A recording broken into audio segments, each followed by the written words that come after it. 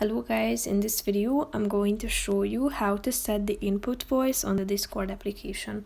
But first I just want to mention, don't forget to subscribe to my channel because at 10,000 subscribers I am going to show you my whole YouTube revenue statistics and growth strategy, how to make money online. Now let's jump into it. First of all, open the app on your phone. And then click on this smiley icon down below on the right side corner of the screen. After that, scroll down to the bottom until you find the app settings section and then click on voice.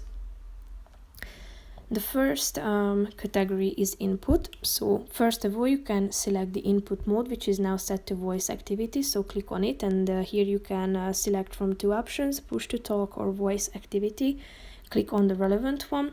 As you can see, if you tap on voice activity, you can enable the auto sensitivity feature, and if you disable it, you can also indicate the sensitivity on this slide. So basically that's it for this video, guys. See you in the next one. Bye bye.